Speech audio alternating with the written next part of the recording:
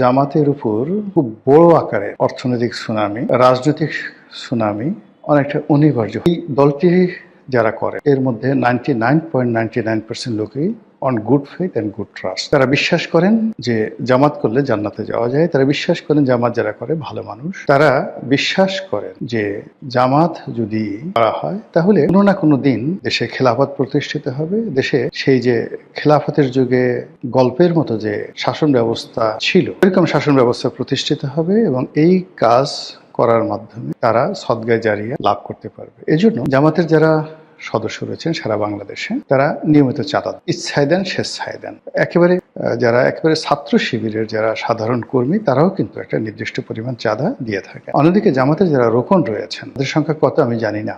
এই রোকনরা তাদের যে বাৎসরিক আয় সেই বাৎসরিক আয়ের একটা বিরাট অংশ স্বেচ্ছায়, কখনো 5%, কখনো 10%, এমনকি 20% শোনা কথা আমি জানি না, তারা জামাতের ফান্ডে জমা দেন এবং এদের সংখ্যা যদি 2 কোটি হয় তাহলে কি পরিমাণ হয় এবং এই কাজগুলো তারা খুব সততার সঙ্গে করেন। তো জামাতের যে ফান্ড, তারা যে নর্মাল চাঁদা নেন, রোকনদের আয়ের একটা ইনকাম রয়েছে, সেই ইনকাম নেন। এই ফান্ডের বাইরে তারা অনেকগুলো ব্যবসা প্রতিষ্ঠান পরিচালনা করেন সমবায়ের ভিত্তিতে, তারপর প্রাতিষ্ঠানিকভাবে, এবং অনেকগুলো প্রতিষ্ঠান যেমন ইসলামী ব্যাংকের মতো প্রতিষ্ঠান, তারপর ইসলামী ব্যাংক, হাসপাতাল, ইবনে সিনার মতো প্রতিষ্ঠান, এগুলো রীতিমতো যাকে বলে একটা ট্রাস্টের মতো অবস্থা তৈরি হয়ে গেছে এবং এখান থেকে বিভিন্নভাবে বিভিন্ন ওসিলাতে জামাতের যে ফান্ডিংটা হয় সেই ফান্ডের পরিমাণ কত আমরা জানি। তবে একথা সত্য যে জামাতের জেলা পর্যায়ে, উপজেলা পর্যায়ের যে নেতৃত্ব রয়েছে তারা নিয়মিত জামাত থেকে মাসোহারা পান এবং এটা যেন তেন মাসোহারা নয়। একজন মানুষ যেন সমাজে সম্মান সহকারে, মর্যাদা সহকারে ভালোভাবে বসবাস করতে পারেন, এজন্য জামাত থেকে তাদেরকে টাকা দেয়। ফলে তারা নির্ভর হয়ে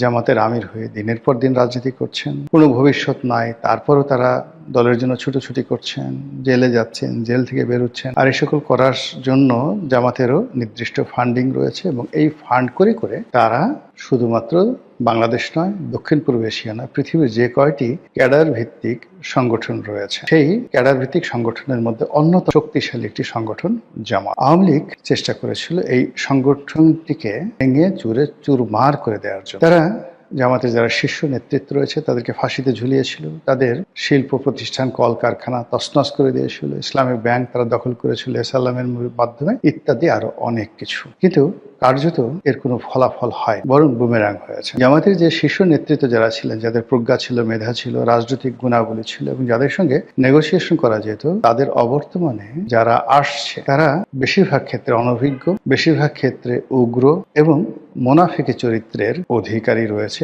অনেকে। আর এদের যে ব্যক্তিগত সততা, এটা আগের জমানার জামাতি নেতাদের মতো নয়। ফলে জামাত ইটসেলফ এখন নিজেদের জন্য একটা সমস্যা, রাষ্ট্রের জন্য সমস্যা এবং সকলের জন্য সমস্যা। এবং গত 17 মাসে আমরা তাদের যে কর্মকাণ্ড দেখেছি, গত 17 মাসে তাদের যে দাপট দেখেছি, গত 17 মাসে তারা যে কাজগুলো করতে চেয়েছে সেই কাজগুলো যেভাবে তারা করার চেষ্টা করেছে, এখন সবকিছু তাদের জন্য বুমেরাং হয়েছে। তারা মনে করেছিল যে এভাবে অনন্তকাল তারা যাবে, তারা মনে করেছিল তারাই রাষ্ট্র ক্ষমতায় আসবে, তারা মনে করেছিল যে তাদের অনুমতি ছাড়া, তাদের সাহায্য ছাড়া, তাদের সহানুভূতি ছাড়া এই বাংলাদেশে অন্য কেউ রাজনীতি করতে পারবে। ফলে তাদের মধ্যে অনেকটা বাদশাহ হারুন আর রশিদ, খলিফা আল মনসুর, খলিফা হাদি, কিংবা আব্বাসী খেলাফতের প্রতিষ্ঠাতা আবুল আব্বাস আস-সাফা, কিংবা উমাইয়াদের সেই বিখ্যাত খলিফা আল ওয়ালিদ, হাজ্জাজ বিন ইউসুফ, এরকম একটা ভাবসাব তাদের মধ্যে চলে এসেছিল। এই সময়টিতে তারা বন্ধুকে বন্ধু মনে করেনি, শত্রুকে শত্রু মনে করেনি। তারা মনে করেছে নজরুলের সেই বিদ্রোহী কবিতার মতো, যখন যা ইচ্ছা এই কাজ করে তারা এসা আলমকে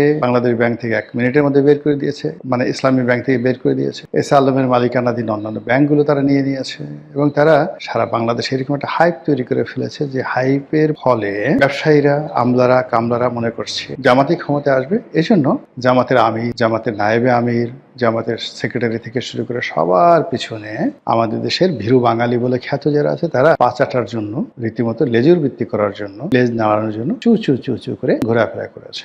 যাই হোক, সময়ের বিবর্তনে জামাতের plan A, B, C fail.